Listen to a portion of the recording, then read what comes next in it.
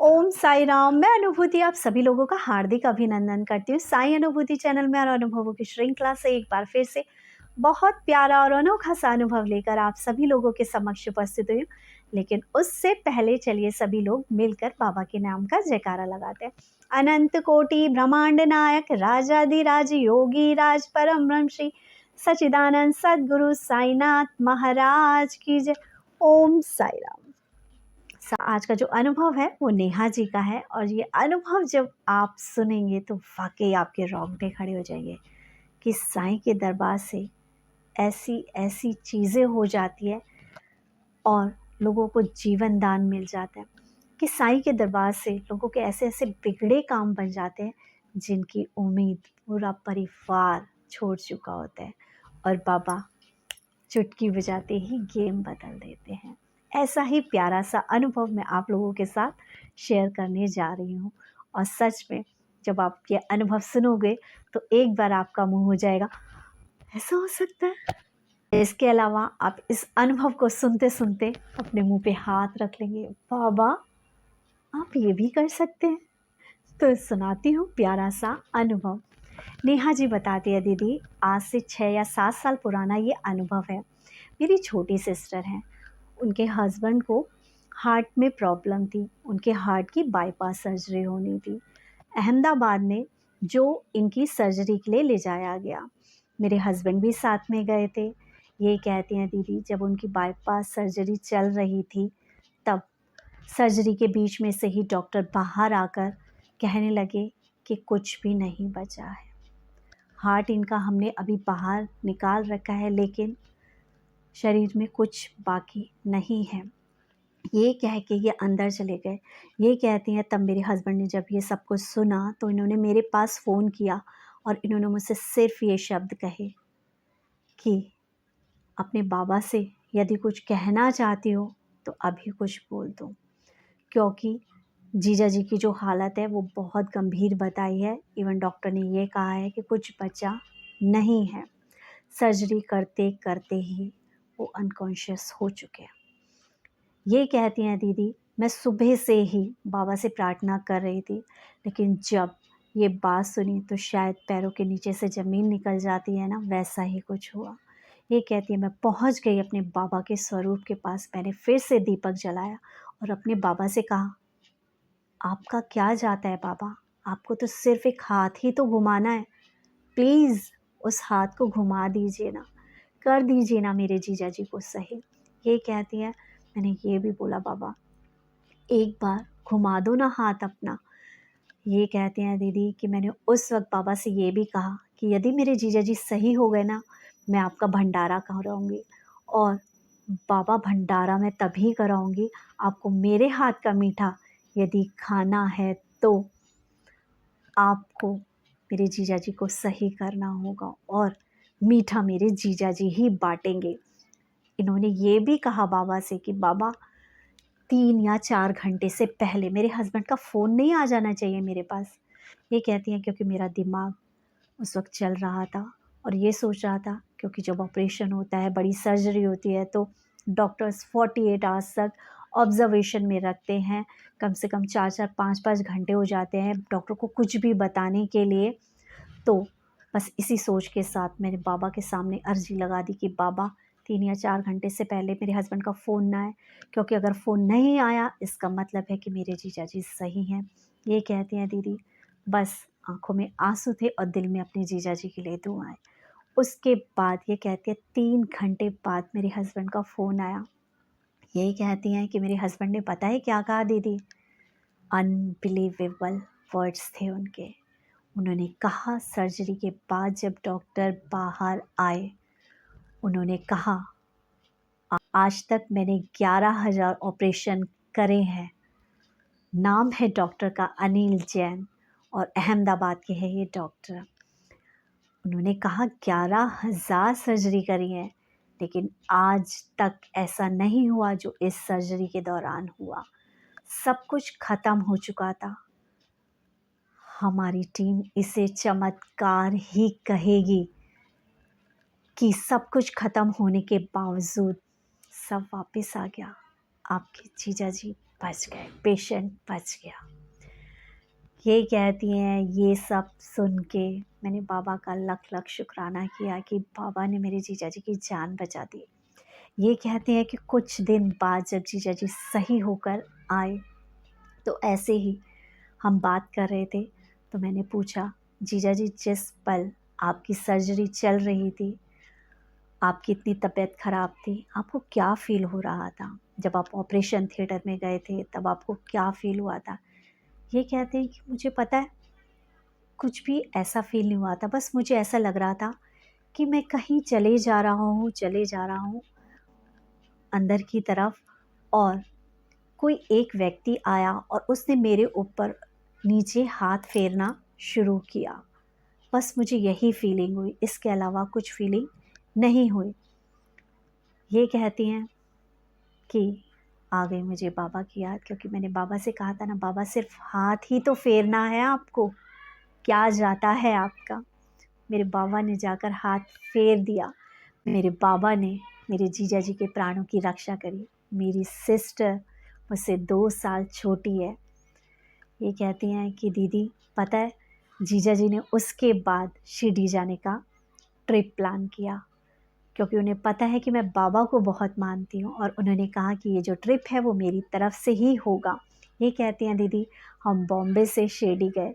रास्ते में शिरडी जाते जाते मेरे दिमाग में सिर्फ एक क्वेश्चन चल रहा था, और मैं बाबा से पता है क्या बोली? मैं बोली, बाबा हम शिरडी आ रहे हैं जीजा जी के साथ, क्या प्रमाण है इसका? सबूत तो दोगे ना? ये कहती हैं दीदी, और मैंने बाबा से कहा कि और सबूत के तौर पे ना आप मुझको जो आपका सर पे रुमाला बंधा होता है ना, वो आप मुझे दे देना।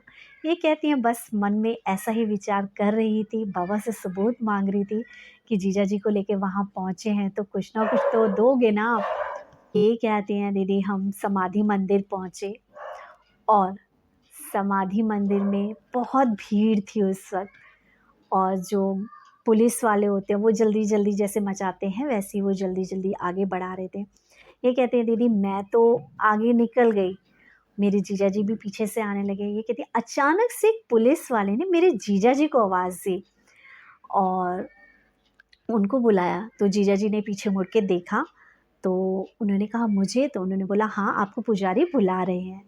ये कहती है दीदी, पुजारी जी ने उनके हाथ में बाबा का पटका, बाबा का रुमाला जो मैंने मांगा था वो रख दिया। मेरे जीजा जी जब थोड़ी देर बाद पीछे से वापस आए, और पता है वो मुझे दिखाकर हाथ में, ये देखो पुजारी जी ने मुझे क्या दिया है, बाबा के सर का पटका, रुमाल दिया मुझे सर का। ये कहती है मेरी आंखों में आंसू आ गए, और मैंने रोते हुए आंखों से कहा कि यही तो मांगा था मैंने, अब आप इसे अपने पास रखो संभाल के।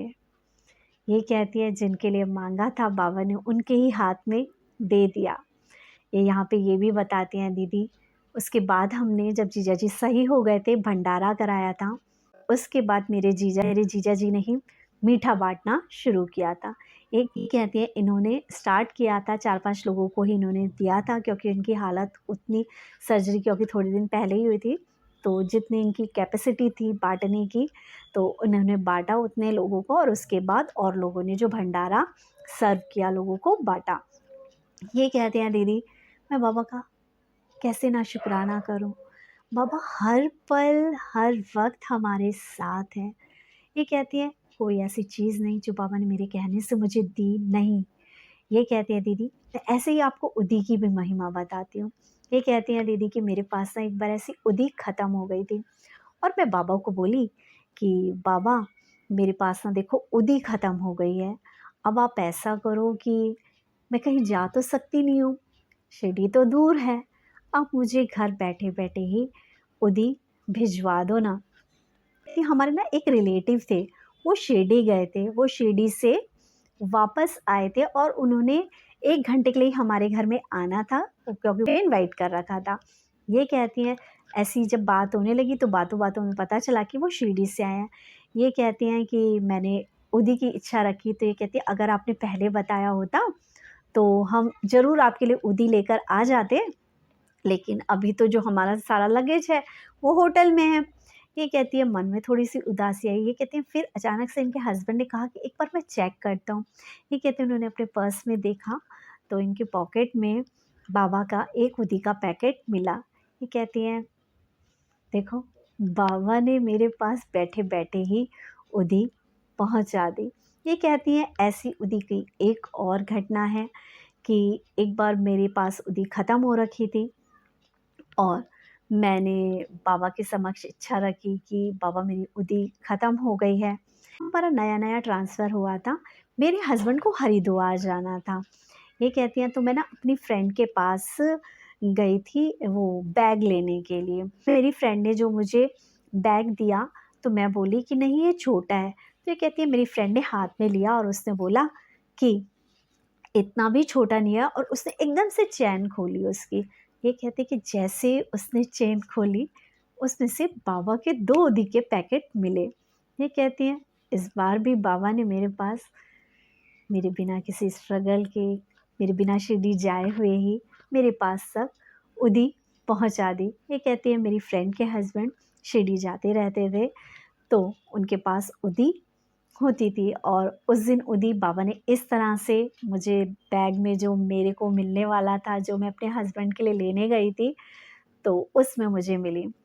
मैंने बाबा का शुक्राना किया कि बाबा आपने मेरे पास तक उदी पहुंचा दी। ये कहती हैं दीदी कि मेरे पास बहुत सारी अनुभूतियाँ हैं बाबा की।